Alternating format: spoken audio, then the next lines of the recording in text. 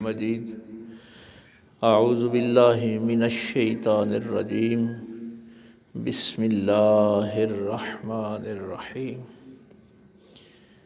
व नफ्सिन व मा सव्वाहा फ़अल्हमहा फ़ुजूरहा व तक़वाहा क़द अफ़लह मन ज़क्काहा व क़द ख़ाब मन दस्साहा। आमन्तु बिल्लाहि सदक़ल्लाहुल अज़ीम। बाद अज़ हम्द सलात नहायती वाजिबुल एहतराम हुज़ूर साहबज़ादा मोहम्मद हसीब साहब, साहबज़ादा आफ्ताब साहब, सूफ़ी इकबाल साहब, नबी अहमद साहब, दीगर मुअज़्ज़ज़ सामाईन, बुज़ुर्गों, दोस्तों, अज़ीज़ भाइयों, ये इंसान सोचता तो है कि हम इकट्ठे क्यों होते हैं, दूर दराज से सफ़र करते हैं, तो क्या हम सिर्फ़ खाना खाने के लिए आते हैं? जितना आप अपने सफ़र पे ख़र्च करते हैं उन पैसों से आप बेहतर अपने घर में खाना खा सकते हैं। इस कठ का मकसद क्या होता है? उस दिन खुतबा जुमा में भी मैंने एक बात अर्ज़ की थी कि अकेले भी मैंने वही नमाज़ पढ़नी है, क़याम है, रुकू है, तशहुद है, क़रात है, दुरूद शरीफ है, अकेले भी पढ़ूँगा तो वही नमाज है, लेकिन वो एक नमाज का सवाब है। और अगर हम मिल के पढ़ेंगे जमात के साथ तो नमाज फिर भी वही पढ़नी है, लेकिन 27 नमाज़ों का सवाब है। तो एक तो ये बात ज़हन में रखना कि अल्लाह को मिल बैठना बड़ा पसंद है। हाँ, ये बात ज़हन में होनी चाहिए कि ये जो इकट्ठ है ये अल्लाह ताला को पसंद है। तो ज़ाहिर है जिस बात से अल्लाह राज़ी होता है उसमें फिर बरकत होती है, वो निजात का ज़रिया चीज़ होती है। मिसालें तो बहुत सी हैं, लेकिन ये दुनिया दारे गफलत है। दुनिया को गफलत का घर कहते हैं। यहाँ के इंसान गाफिल हो जाता है, भूल जाता है मैं कहाँ से आया था। हर रोज़ हम तकरीबन हर रोज़ ही शहर में भी होते हैं तो ऐलान कोई ना कोई फतीदगी का हो रहा होता है, तो इन्ना लिल्लाहि व इन्ना इलैहि राजिऊन तो पढ़ रहे होते हैं, लेकिन तवज्जो नहीं करते कि ये दुनिया मेरा घर नहीं है। मेरा घर वो है जहाँ से मैं आया हूँ और वहाँ मैंने पलट के जाना है। ये याद दहानी है। तो जब इंसान गफलत में गिर जाता है ना और अपने अल्लाह से दूर हो जाता है, तो उसके फिर ये ज़रिए बताए कि गफलत तुमने कैसे दूर करना है। दो चीज़ें तो पहले मैं बयान कर चुका हूँ कि एक कुरान की तिलावत तुम्हारे दिलों के ज़ंग उतारती है कुरान के साथ, इसीलिए हमने ये 12 बजे के बाद कुरान ख़वानी का एहतमाम किया था। दूसरा, मौत की जो याद है ये तुम्हारे दिलों को गफलत से दूर कर देती है। मौत को याद किया करो। सरकार इमाम जाफ़र सादिक़ रज़ी अल्लाह ताला अन्हु ने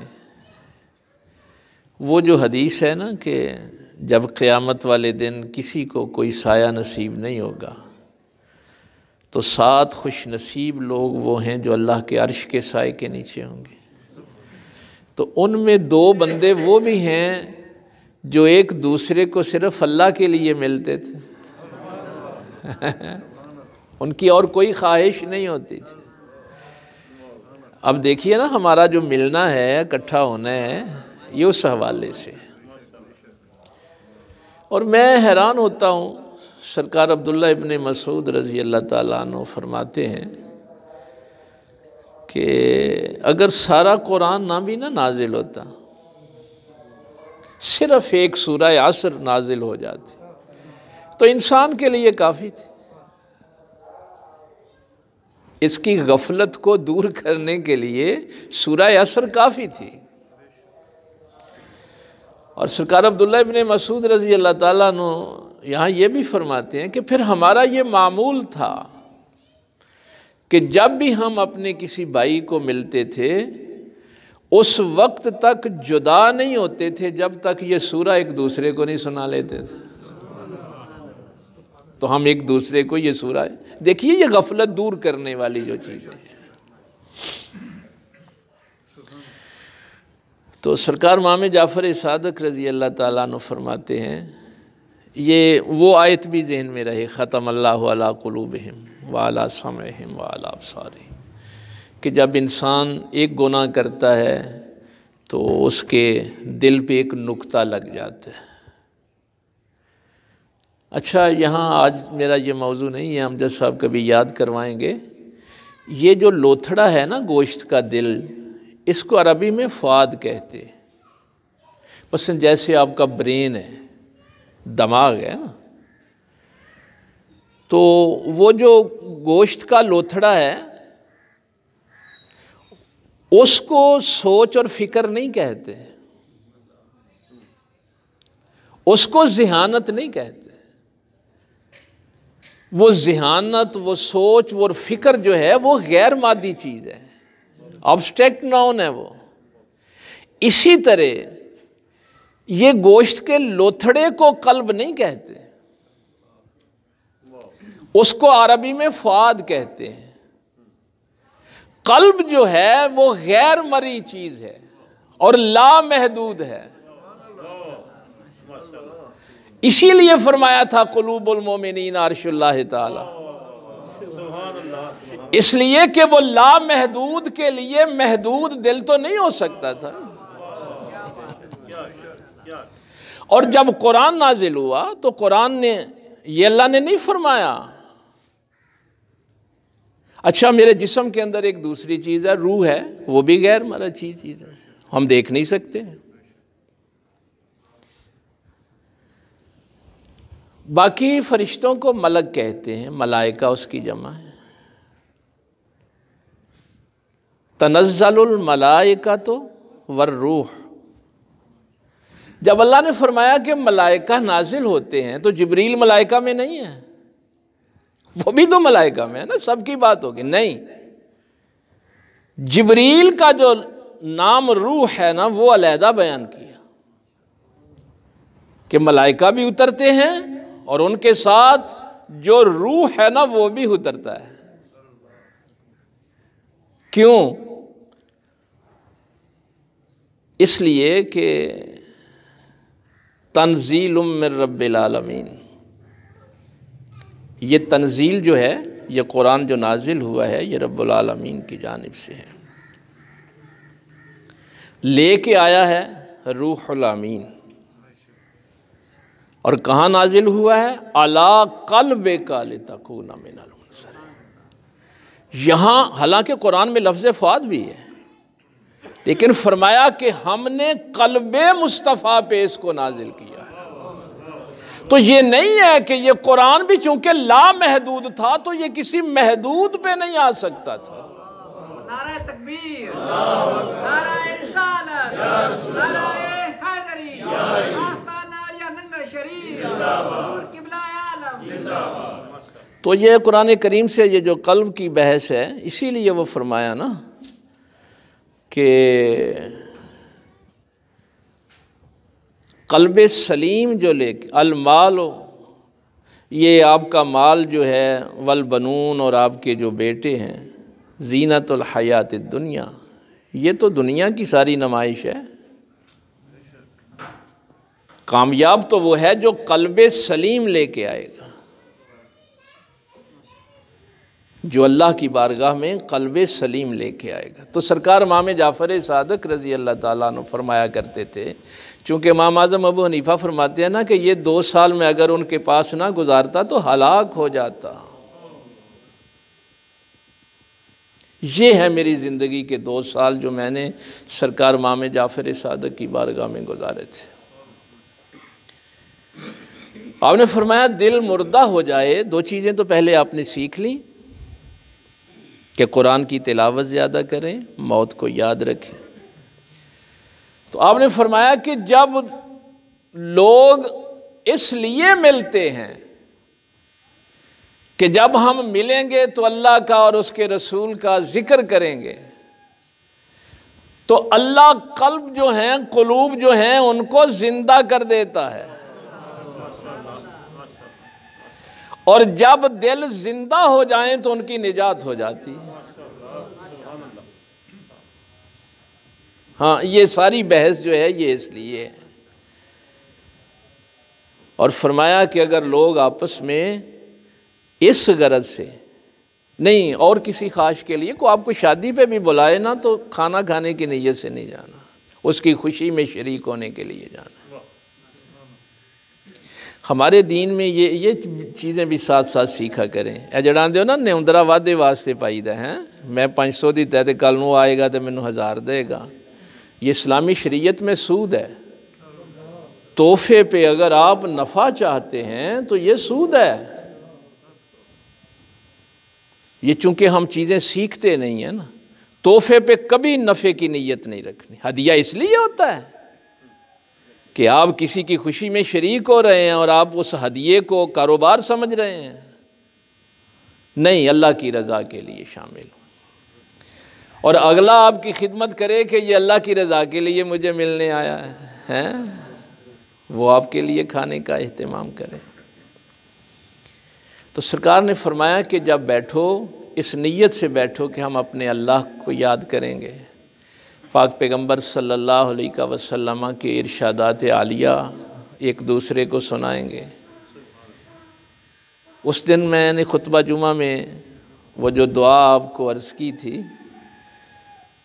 कि या अल्लाह मुझे अपनी मोहब्बत अता फरमा और उन लोगों की मोहब्बत अता कर जो तुझसे मोहब्बत करते हैं। यहाँ फिर वो बात ज़ाहिर है, इतना वक्त नहीं है। अताअत के लिए कुरान करीम ने कहा है कि उलुल अमर की भी अताअत करो, वालिदैन की भी अताअत करो। लफ्ज़ अताअत उसातिज़ा के लिए भी है, बड़ों के लिए भी है। लेकिन उसवा-ए हसना, पैरवी, ये सिर्फ पाक पैगंबर सल्लल्लाहु अलैहि वसल्लम। अताअत के लिए और भी हैं लोग। नबी की सिर्फ अताअत नहीं है, नबी की पैरवी है, इत्तिबा है। और यहाँ मुहद्दिसीन ने जो एक जुमला लिखा है, पैरवी, बस जैसे जैसे आका सल्लू रमा कमा रही तो मुँह नहीं उसल्ली, यही पैरवी है ना। जैसे मैं करता हूँ वैसे करते जाओ, यही नमाज है। जैसे मुझे देखते हो, कमा रही तो मुँह नहीं, जैसे मुझे करता हुआ देखते हो, इसको पैरवी कहते। वो जो मैं जुमला आपको अक्सर कहा करता हूँ ना कि जो माँ बाप का हुक्म माने वो फर्मा बरदार औलाद नहीं होती। आप तो समझते हैं कि मैं तो जी अपने अब्बे दे सारे ही हुक्म मानना हूँ, अम्मा दे सारे हुक्म मानना, उसको फर्मा बरदार नहीं कहते। जो हुक्म माने उसको फर्मा बरदार नहीं कहते। फर्मा बरदार कहते हैं जो ख्वाहिश को हुक्म समझे। पता लग जाए कि मेरे वालिदैन की ख्वाहिश ये है, उनको ज़ुबान से कहना ना पड़े। ये है कुरान की उस आयत का तर्जमा, जनाह-उज़्ज़ुल्ल मिनर रहमा। मैं हैरान होता हूँ कुरान करीम के जब ये अल्फाज पढ़ता हूँ कि ये सलीका अल्लाह सिखा रहा है, खालिक सिखा रहा है कि पहले तो तेरे कांधे झुके हुए हों, सर झुका हुआ हो वालिदैन के सामने। कैसे झुका हुआ हो? जनाह-उज़्ज़ुल्ल, जिल्लत के साथ झुका हुआ। तेरे उस झुकने से जिल्लत जाहिर हो रही हो, देखने वालों को पता चले कि कोई गुलाम अपने आका के सामने खड़ा है। इतना काफ़ी नहीं था कि माँ बाप की अतात करो? ये लफ्ज़ ज़िल इस्तेमाल करके खालिक ने बताया है कि माँ बाप की हुक्म मानने को तो कुछ नहीं कहते, उनके सामने ऐसे झुक के तेरे झुकने से ज़िल्लत ज़ाहिर हो रही। और सिर्फ ज़िल्लत नहीं, मिनर रहमा, उस ज़िल्लत से रहमत टपक रही हो। ये पैरवी और अतात का फ़र्क है। अतात होती है हुक्म पे। तो पाक पैगंबर सल्लल्लाहु अलैहि वसल्लम की वो जो इकबाल की आप बात सुनते हैं ना, लौहो कलम तेरे हैं, वो पैरवी है, वफा पैरवी होती है। ये तो नहीं है कि रसूलुल्लाह के कदम अगर अर्श तक जाएंगे तो उन पैरों पे पैर रखने वाला को पीछे रह जाएगा। ये नहीं हो सकता। जो उस पैगंबर की पैरवी करेगा, फिर इकबाल कहता है कि ये अर्श तेरे लिए भी वैसे ही है। अस्सलातो मिराजुल मोमिनीन ऐसे ही नहीं कह दिया। तू पहुंचेगा वहां पे। काफिर की ये पहचान के आफाक में गुम है, मोमिन की ये पहचान के गुम उसमें है आफाक। क्या समझे पैरवी मुस्तफ़ा सल्लल्लाहु अलैहि वसल्लम क्या है।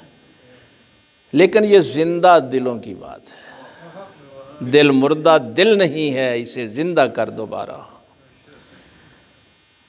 तो सरकार ने फरमाया कि जब भी एक दूसरे को मिलो, सफ़र करो, इस नीयत से करो कि वहाँ बैठ के हम अपने अल्लाह को याद करेंगे, अपने रसूल की बातें करेंगे, उन लोगों की बातें करेंगे जो लोग उससे मोहब्बत करते हैं, उनका तज़किरा करेंगे। और अगर तुमने सिर्फ मुलाकात रखी कि वहाँ जाएंगे तो खाना खाएंगे, वहाँ जाएंगे तो कोई सलाम दुआ बन जाएगी, वो जो हमारा वो तुगलकों का वो बादशाह हज़रत मियाँ मीर के पास नहीं गया था, तो कहने लगा हुजूर मेरे लायक को खिदमत हो तो बताएं। आपने फरमाया आज आया है फिर ना आना है, आज आया फिर ना आना, यही खिदमत है। उसने कहा हुजूर ये क्या बात हुई। आपने फरमाया मेरे पास लोग अल्लाह अल्लाह सीखने आते हैं, खालिस नीयत के साथ आते हैं कि हमें अल्लाह की मार्फत मिले, रसूलुल्लाह सल्लल्लाहु अलैहि वसल्लम की मार्फत मिले। अगर तू मेरे डेरे पे आया करेगा ना तो लोगों की नीयत ख़राब हो जाएगी। लोग ये सोचेंगे कि वहाँ बादशाह जाता है उससे सलाम दुआ हो जाएगी, लोगों की तवज्जो अल्लाह से हटकर तेरी तरफ चली जाएगी, लोग तो इससे सिफारिशें करवाने के लिए आएंगे। मैं नहीं चाहता कि जिनकी नीयत खालिसतन अल्लाह के लिए है तेरी वजह से उनकी नीयत ख़राब हो जाए। क्या थे अल्लाह के वली हैं। आज तो यकीन जानो पीरां कोल जाईदा बड़े फखर ना दस साढ़े कोल फलाना वजीर भी आउंदा है, साढ़े कोल फलाना भी अफसर आउंदा है।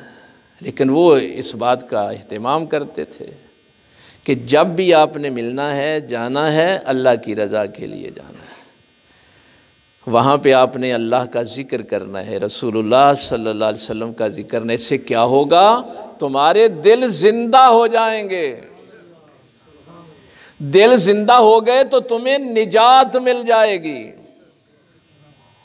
फरमाया अगर तुम दूसरी नीयत से जाओगे कि कोई दुनियावी काम निकालेंगे, किसी बंदे से सलाम दुआ हो जाएगी तो उसे सिफारिश करवा लेंगे, खाना अच्छा मिल जाएगा, फरमाया इस नीयत से मिलोगे तो तुम्हारे दिल मुर्दा हो जाएंगे। जिसका दिल मुर्दा हो गया वो बर्बाद हो गया। ये आयात मैंने इसीलिए आज तिलावत की है। मेरे अल्लाह ने इतनी कसमें उठा के आखिर में फरमाया व नफ्सिम व मा सव्वाहा, इस नफ्स इंसानी की कसम और इस नफ्स को बनाने वाले की कसम। फाल्हमहा फुजूरहा व तक़वाहा, हमने दोनों रास्ते इंसान को दिखाए, फजूर का भी तक़वे का भी, अच्छाई और बुराई के दोनों रास्ते दिखाए। कुरान कहता है, अल्लाह फरमाता है कि अगर हम चाहते तो तुम सारे मोमिन होते। हाँ, अगर हम चाहते तो तुम सभी ईमान वाले होते, लेकिन फिर इम्तिहान क्या था? हमने तुम्हें इम्तिहान के लिए पैदा किया है ना। आजमाइश फिर किस बात की थी अगर हम जबरन तुम्हें मोमिन बना देते? नहीं, अब इन चीज़ों का मुकाबला कर। क़द अफ़लह मन ज़क्काहा, बस वही कामयाब हुआ जिसने अपने नफ्स का तज़किया कर लिया। मैंने उस दिन भी कहा था कि तज़किया का माना सिर्फ पाकीज़गी नहीं करना, इसका माना है ग्रोथ, नशो नुमा। ज़कात को भी ज़कात इसीलिए कहते हैं, उससे आपके माल की नशो नुमा होती है। तज़किया सिर्फ पाक करने को नहीं कहते, उस पाकीज़गी की नशो नुमा को कहते हैं। फ़िक्र की पाकीज़गी, सोच की पाकीज़गी, निगाह की पाकीज़गी। वो उस दिन चविंडे जो सालाना प्रोग्राम था, वहाँ मैंने ये बात अर्ज़ की थी कि चूँकि कुरान करीम के हवाले से है, लोग कहते हैं जी कि कुरान से हमें फ़ायदा क्यों नहीं हो रहा। मैंने कहा आदाब कुरान क्या है? ला यमस्सुहु इल्लल मुत्तहहारून, इसको मस नहीं करते मगर पाकीज़ा लोग, ताहिर लोग। तहारत शर्त है ना। सबसे पहले मेरे हाथों ने छूना है, मेरे हाथ पाकीज़ा हूँ। इस पाकीज़गी का तो पता है ना, सूरह माइदा के दर्स में हमने तफसील से कि एक तो आपकी तहारत असगर है जो वज़ू के साथ आपको हासिल हो जाती है, और अगर आप जुनबी हों तो फिर तहारत अकबर यानी आपने गुस्ल करना है। गुस्ल के बगैर तो वो तहारत हासिल नहीं होगी। वो हम बड़ी गलती खाते हैं। चलो फिर मैं दोहरा देता हूँ, खुसूसन ये जो लोग बाल्टी में नहाते हैं ना, अगर आप जुनबी हैं, आप पे गुस्ल वाजिब है, तो बाल्टी में अगर आपने हाथ डाल दिया तो जितना हाथ आपका उस पानी में जाएगा उतना हाथ तो पाकीज़ा हो जाएगा, लेकिन पानी पलीद हो जाएगा। देखिए ये मसाइल हम मैंने वैसे सूरह माइदा के दर्स में ये सारी तफसीलन, चलो आज फिर बात आ गई है तज़किये की तो वो मैं तहारत की अर्ज़ कर दूँ, और ये घरों में दोहराते रहा करें। हाँ, ज़क्किर फ़इन्न ज़िक्रा तनफ़उल मोमिनीन, कुरान कहता है याद दहानी मोमिनों को नफ़ा देती है। मेरी माओ बहनों बेटियों को भी घर जाके बताया करें, बच्चों को बताया करें। अगर किसी ये नहीं हो पानी बाल्टी भर दी थी नाला है।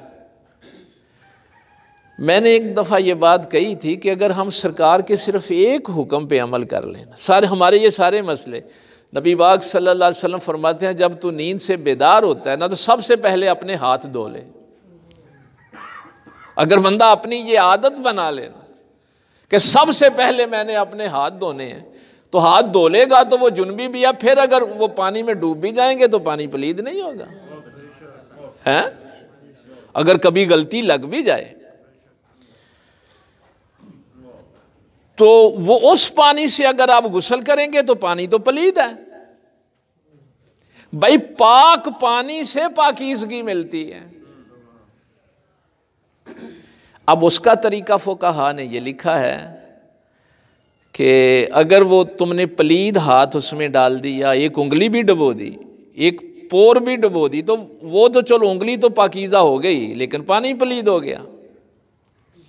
उसका तरीका ये है कि अगर टूंटी के नीचे है ना तो टूंटी खोल दे ताकि पानी बहना शुरू हो जाए। जब बाल्टी में से पानी बहना शुरू हो जाएगा तो बहता हुआ पानी फिर पाकीज़ा होता है, वो तेरा मसला हल हो जाएगा।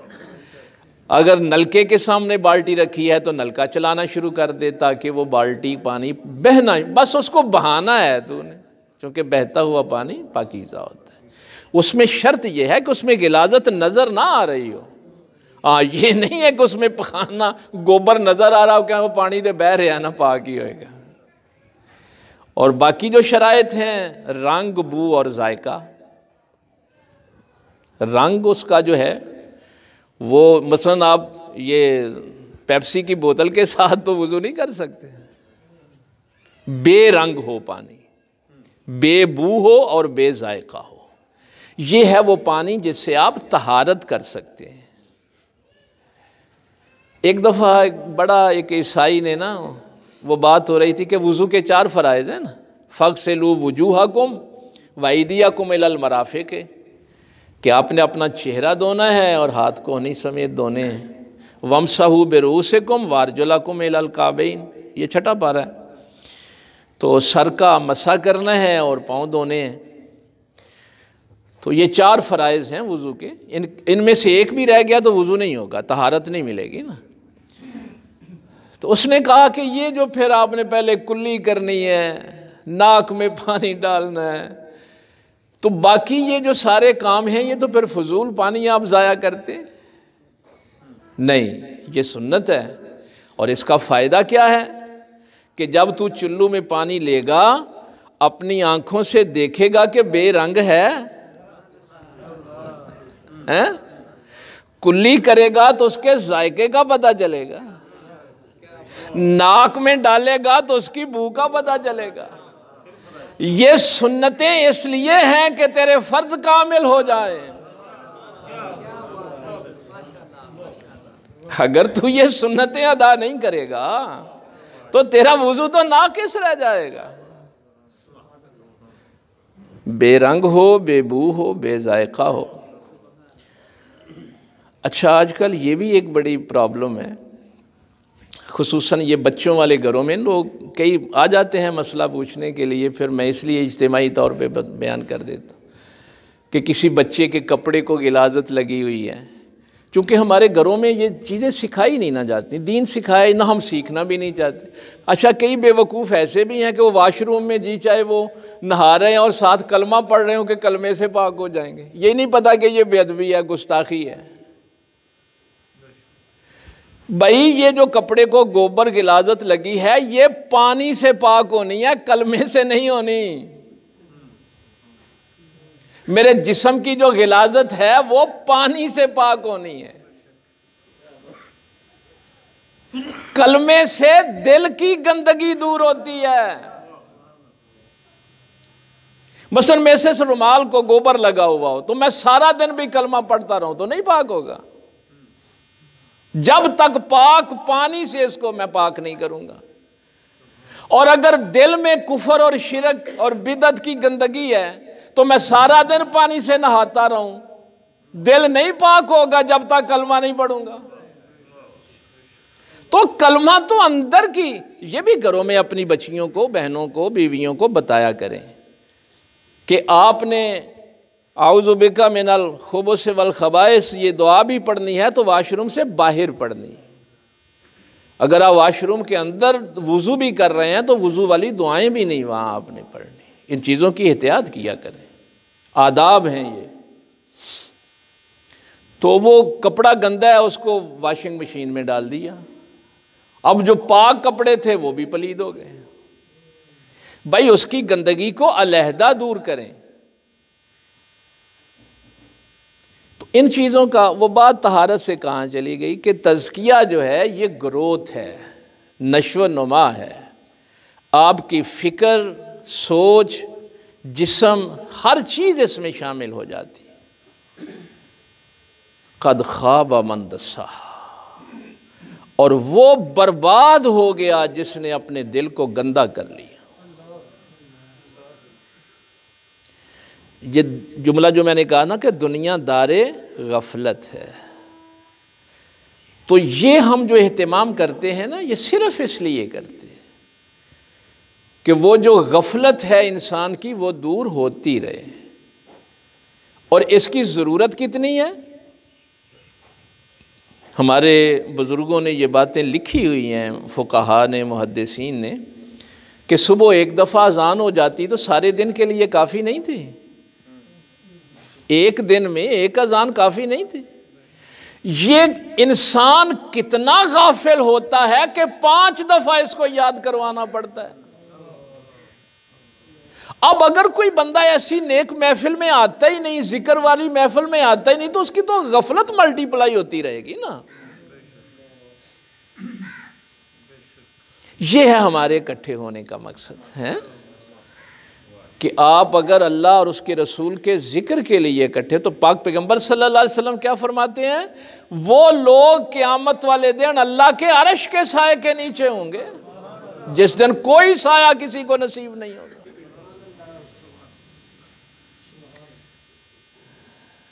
भाई जमील साहब की पोती का उस दिन जनाजे में मैं गया, अली हमज़ा की बेटी पे जनाजा उसका। देखिए क्या अजर है, अल्लाह की दी हुई है ना, सब चीज़ें तो अल्लाह की हैं। सीफ साहब नाज शरीफ में यही पढ़ रहे थे कि हम कुछ पेश भी करें तो क्या करेंगे, हैं हमको मालिक हैं किसी चीज़ की, उसी की दी हुई चीज़ें हैं। लेकिन अल्लाह पूछता है फरिश्ते से कि जब तूने उसकी बेटे या बेटी की जान कब्ज़ की तो मेरे बंदे ने क्या कहा था।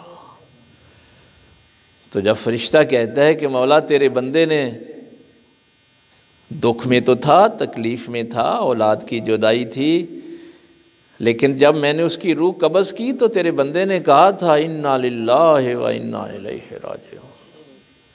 मौला वो तेरे फैसले पे राज़ी था। अल्लाह के फ़ैसलों पे राज़ी होना सीखें, जो असल बात है। पैरवी पैगंबर क्या है कि अल्लाह के फ़ैसलों पे राज़ी होना सीखें। या अल्लाह तेरी अमानत है। अल्लाह फरमाता है फिर मेरे इस बंदे के लिए जन्नत में एक घर बना दो जिसका नाम बैतुल हम्द हो, कि जब इस तकलीफ़ में से भी गुज़रा था तो इसने मेरी ही हम्द बयान की थी, मेरी इस तकलीफ़ में भी वो मुझे याद रखता। लेकिन मैं अक्सर जब मैं इस नौजवानों को इस हवाले से कभी लेक्चर देता हूँ तो मैं कहता हूँ कि इसकी एक जिहत ये भी है। अली हमज़ा की बेटी दुनिया से गई, जाहिर है उसकी औलाद का मामला है। सबसे बड़ा मुश्किल काम यही है इस दुनिया में, औलाद का जनाजा उठाना। मुहद्दिसीन ने लिखा है मेरे पाक पैगंबर सल्लल्लाहु अलैहि वसल्लम ने 4 बेटों के जनाजे उठाए। उसमें एक ये भी हिकमत थी कि कल को अगर मेरा कोई उम्मती औलाद का जनाजा उठाए तो अपने दिल को हौसला दे ले कि मेरे पैगंबर ने भी औलाद के जनाजे उठाए थे। एक ये भी उसकी वजह लिखी गई है कि सरकार को अपनी उम्मत से बड़ी मोहब्बत थी।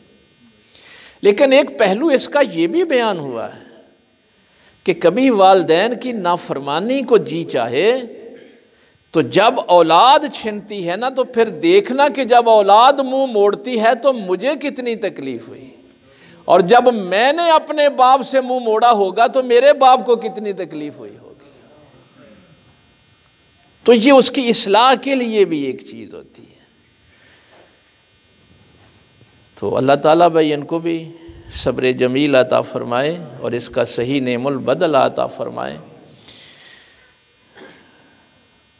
हमारी तो रवायत ही ऐसी है। मैंने भी अपनी बेटी का जनाजा उठाया, 3 साल की बेटी का। अवल हज़रत साहब किबला ने अपने पोते का जनाजा उठाया, बेटी का जनाजा उठाया, भाइयों के जनाजे उठाए। लेकिन बस बात यह है कि उसके फ़ैसले पे राज़ी रहना, उसके फ़ैसले को कबूल करना। मुझे ये शर सदर सरकार मामे जाफ़र सादक की बात से, चूँकि मैं बिल्कुल 2-4 मिनट बात करना चाहता था, वक्त ज़्यादा हो गया। ये शर सदर मुझे सरकार के एक जुमले से हासिल हुआ। एक सफ़र पे जा रहे थे तो जाहिर है, और वहाँ रेगिस्तान में जब लू चलती है तो मैंने तो थोड़ा सा मंज़र 2016 में देखा था जब मैं हज पे गया था। हालांकि वो अक्टूबर का में, लेकिन फिर भी सहरा की जो गर्मी थी ना, खुसूसन जब हम ये इधर हज़रत हलीमा सादिया के घर की तरफ निकले थे तो एक बंदे ने शिकायत कर दी। उसने कहा हुजूर आज तो लू चल रही है, गर्म हवा है, जल रहे हैं हम। तो इमाम खामोश रहे। थोड़ी देर के बाद उसने फिर शिकायत की कि आज तो बड़ी लू चल रही है और बहुत गर्म हवा है। जब उसने तीसरी दफ़ा ये जुमला कहा तो इमाम ने मुस्कराते हुए एक छोटा सा जुमला आपने फरमाया, क्या ये अपनी मर्जी से चल रही है? उसने कहा हुजूर नहीं, अपनी मर्जी से तो नहीं चल रही। फरमाया अल्लाह की मर्जी से चल रही है। तो अल्लाह की मर्जी को कबूल नहीं कर सकता, उसके फैसलों को कबूल नहीं कर सकता। क्या अंदाज होता है समझाने का, बस एक जुमले में, क्या ये अपनी मर्जी से चल रही है? तो कोशिश करें अपने आप को अपने अल्लाह के सुपुर्द करें। फितनों का दौर है, हर तरफ से गफलत ही गफलत है, लेकिन अपने घरों का माहौल भी ये बनाएं, घरों में बैठ के आखिरत पे, कब्र पे गुफ्तगू करें, अल्लाह रसूल का ज़िक्र किया करें। अल्लाह ताला आपका आना जाना बाबरकत फरमाए।